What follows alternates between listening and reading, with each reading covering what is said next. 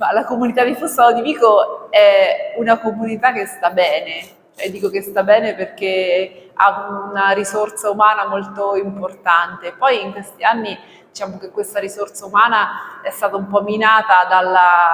dalla carenza di lavoro e più che altro degli eventi sfavorevoli legati al lavoro che hanno poi eh,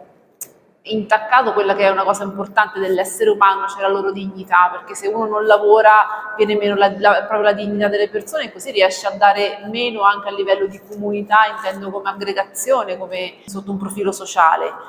Ma adesso tutto questo diciamo che sta finendo. È vero che la comunità si è riorganizzata nel frattempo, certo con grandi sforzi e anche con grandi sofferenze, però diciamo, è riuscita a trovare un asset diverso rispetto a quello che aveva anni indietro. In questo momento c'è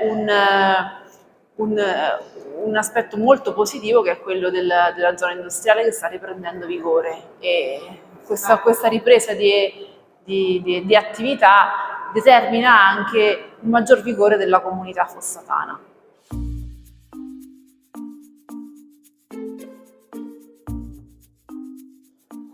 Beh, non posso che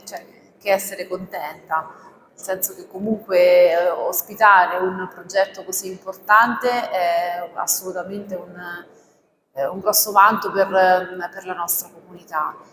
E per cui diciamo che sono estremamente felice e spero che questo progetto vada avanti e faccia crescere sia la nostra comunità ma anche le comunità limitrofe.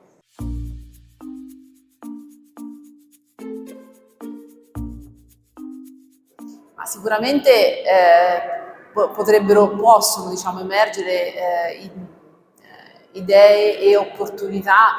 che portano un nuovo lavoro, che portano nuove attività sul territorio, che danno lustro al nostro territorio a livello regionale, ma anche a livello nazionale e mondiale. Diciamo che è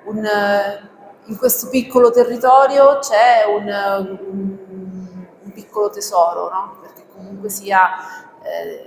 ripeto, noi siamo una piccola comunità e avere un'eccellenza di questo tipo, far sì che qui comunque venga trattato un materiale così importante che può modificare le vite di tutti noi e migliorarle è sicuramente una cosa che ci inorgoglisce e che noi cercheremo di promuovere e di aiutare affinché ciò avvenga, affinché abbia lo sviluppo che merita.